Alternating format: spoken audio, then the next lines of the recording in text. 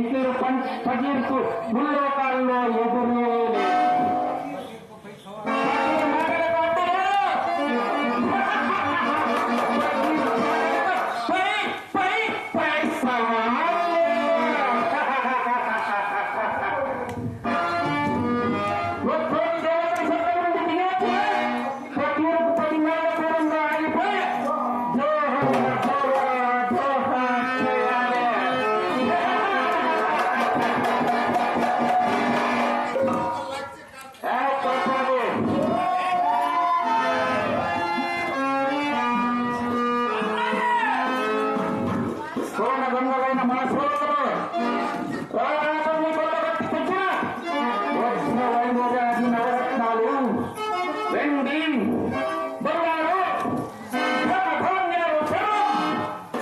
మన పాతాళ గృహంలో రాతి గుహలో భద్రంగా ఉండాలి కదా.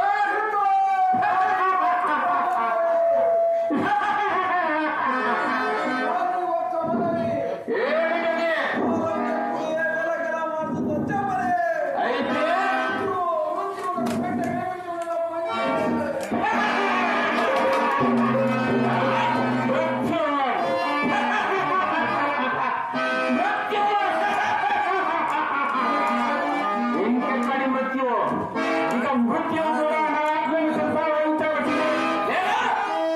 మృత్యుకు సైతం కనిపించగలను.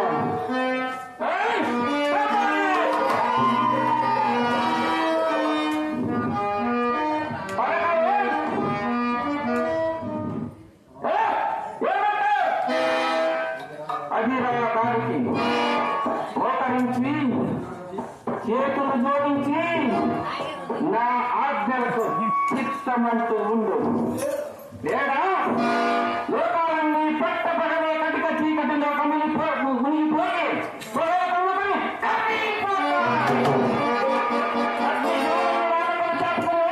నిన్ను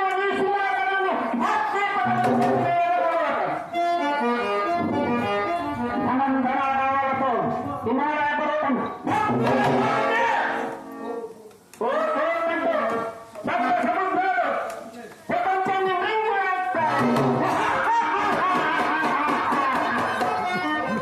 భయపడిపోయింది. శక్తి భయపడిపోయింది.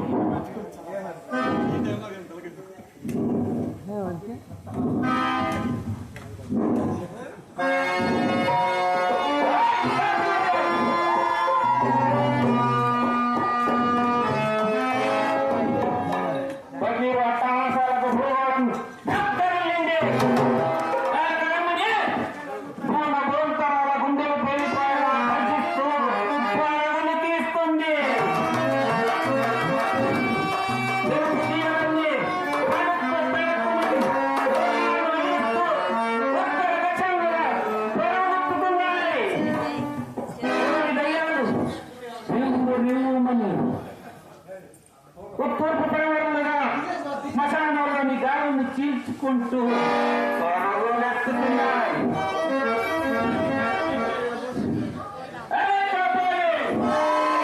ఇంకెక్కడ ముఖ్యం మాయపతి మంత్రశక్తులు అన్ని పైసలు. ఈ మంత్రశక్తిని సాధన చేయడానికి ఎందరో పకీర్లు అపజయం పొంది నల్లుల్లా మాడి బూడిదయ్యారు. వారి తందనాలకు దర్శకులు వాయించి దెబ్బల్లా ముసుగులు వేసుకుని మూల కూర్చున్నారు. తెలివి తక్కువ దస్తున్నది.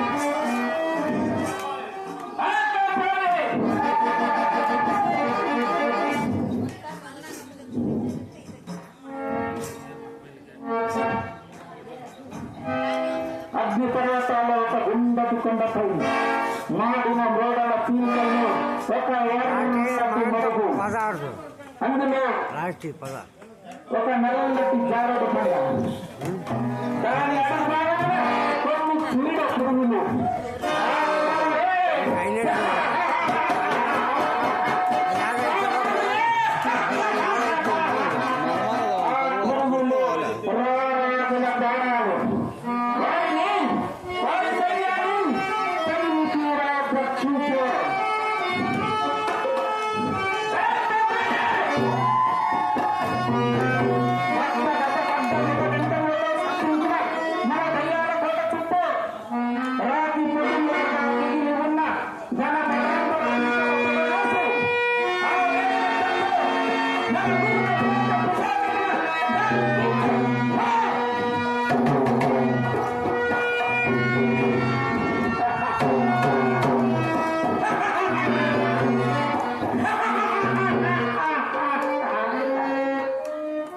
జీవితమంతా నవ్వినా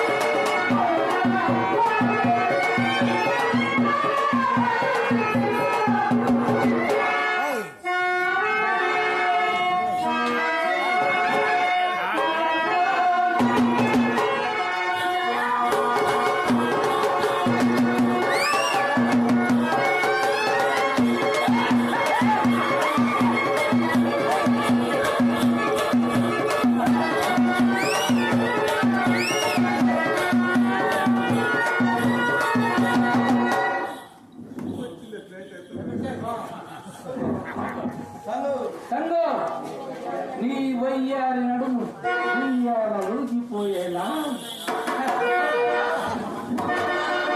నీ బాబులు తరంగాలను కూలిపోయేలా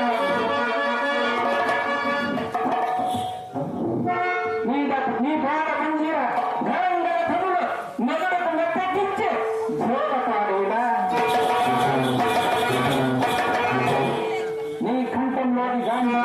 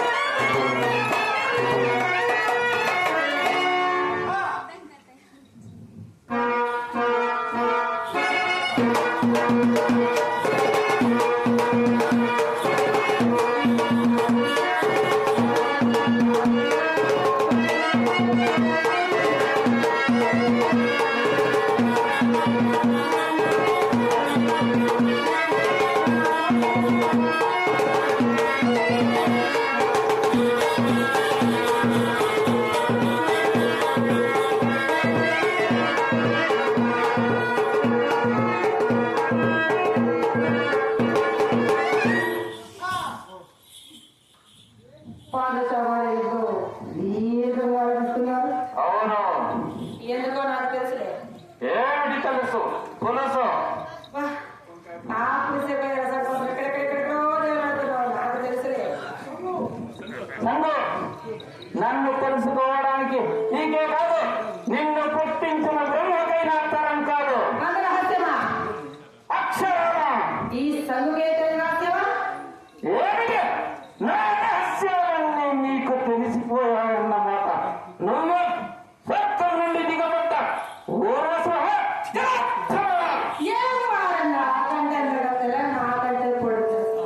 నీ ముఖం కానీ నీ కార్యక్రమం. ఏ కార్యక్రమం? నాట్యం. అంటే నేను అంతేకాదు సంగు, ఆ కీలు బొమ్మకు అప్పుడే రంగు కూడా చాలా వరకు మాసిపోయింది. ఇక ఆ బొమ్మతో అట్టే కాలం ఆడుకోలేమేమో. కొనగొడగలేదా? నేను మానవుడు రాక్షసుడు నాని ఎవరికి ఇంతకాలం నాతో కాపురం వెలిగించావు?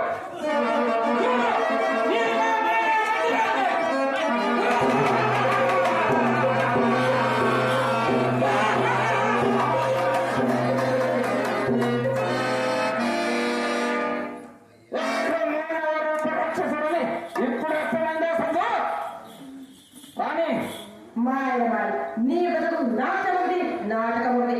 చచ్చిన మాత్రం పూజల పడుకోవాలి. ఇంతవరకు ఈ తల్లిలో నీకొక మన్మతుడిలా కనిపించానా సంగు?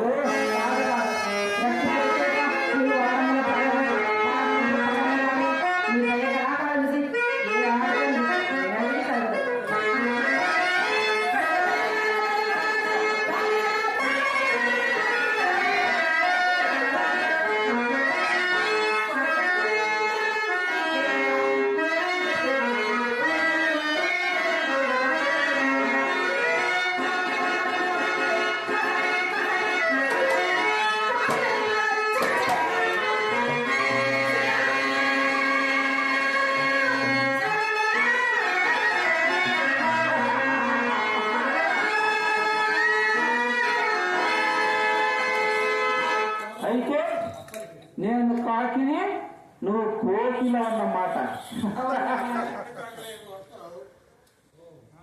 అవును, అది అవునని ఇదివరకే చెప్పాను కదా. తెలిసి చేయగలిగింది లేక నా జీవితంలో నీ శరీరం నీ దగ్గరే ఉంచుకొని మాట్లాడు. ప్రతి ఎదురించి నీ కోపానికి గురి అయిన దౌర్భాగ్యం సంగతి నీకు తెలిసే ఉన్నది కదా. సర్వదైవ శక్తులు ఫకీరు వచ్చి దిగిన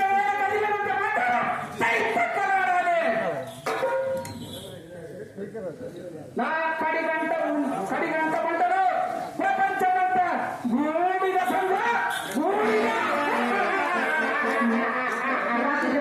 నీతో నీకు ఒక క్షణం పడలేదు. ఇదివరగా నీ మాయాజలం నన్ను జయించడానికి ఏదైనా మంత్రశక్తి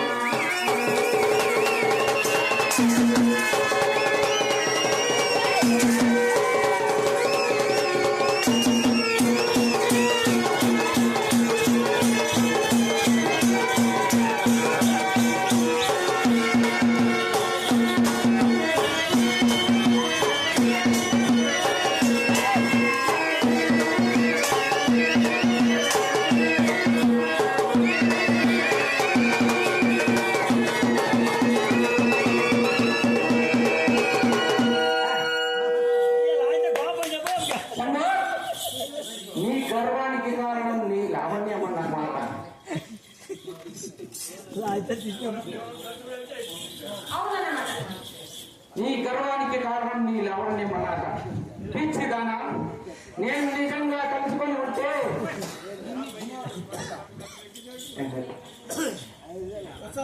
పిచ్చిదానా, ఇన్ని రోజులు నిన్ను నా పాదరాశిగా దగ్గర చేర్చి దయతలచాను, కానీ నీ సౌందర్యానికి సన్మోహితున్నై కాదు. నిజంగా నేను అనుకుంటే ఈ క్షణంలో లక్షలాది అందాల చందమామలు ప్రతిరు పాదాల దగ్గర హంసల్లా సరట్లాడుతూ ఉంటాడు. చూపించమంటావా? నీకంటే కోటి మంది సందర్గా ఉంది.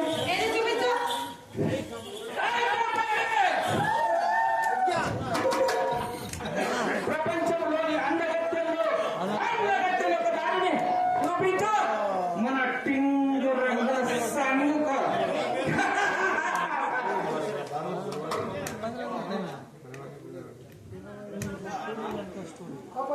ఆహా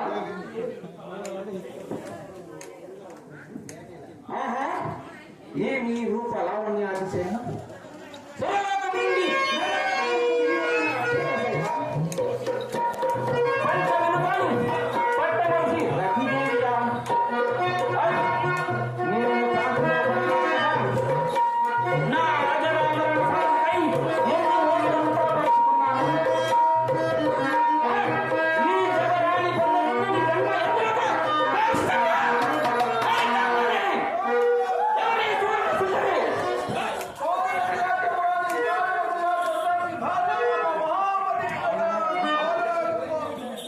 పతివ్రత పతివ్రత పతివ్రత!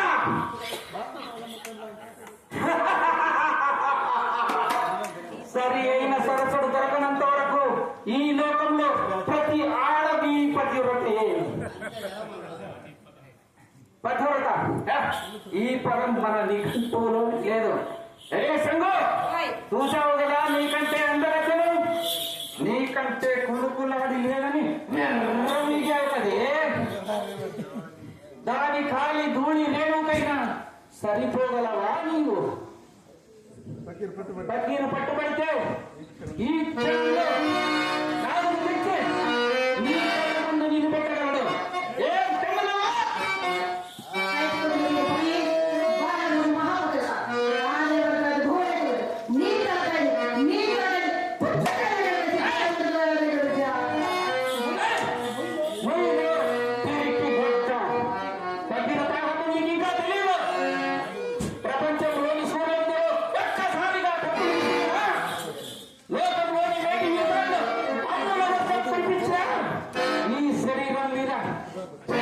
కూడా కందిపోదు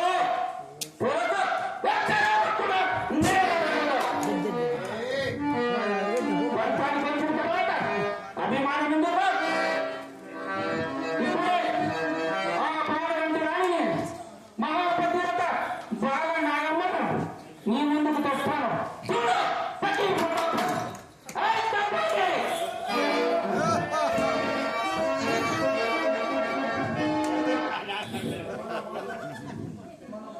మన మాయా సైన్యం వచ్చిందా?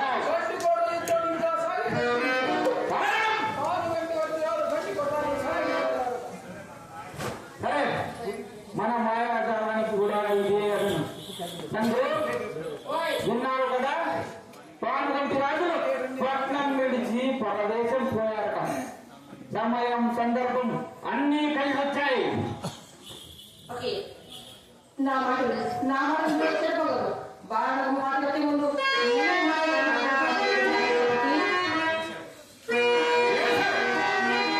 నీకిష్టం లేకపోతే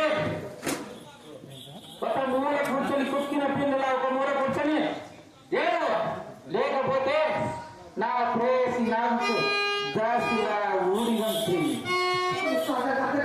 నమ్మినా కానీ ఇలా నీవు నిజంగా ప్రేమించాలనుకొని నా తనము నా మనసు నీకు అర్పించుకున్నానే. మరి పాత చెప్పులు ఎన్ని రోజులు తొలగమంటావే? అంటే నేను పాత ఎక్కడున్నావే ధర్మాధర్మాలు? ఎవరి ఆనందము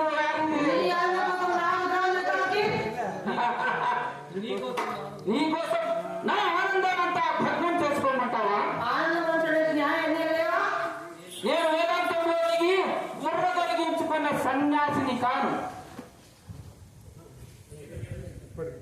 ఇప్పటికి నీలాంటి జీవులెందరో, అందులో నీ బతివి ఇంకా ఎందరో కానున్నారు. అవును అవునని ఇదివరకే చెప్పాను కదా. ఫకీర్, ఆ మహమ్మద్ కోరి నేను నిరసనలు ఫకీర్. నా దృష్టిలో పడకపురం నువ్వు కూడా ఒక పతివ్రతవే కదా సంతు.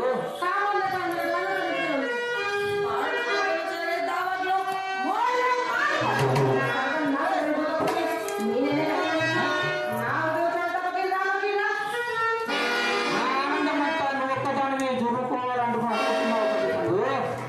మనిషి మనుగడ మహదానందాన్ని అనుభవించడానికి కేవటిగా ఒక్క పుష్ప పౌర్యంతోనే సరిపెట్టుకుంటుందా సగ్గు?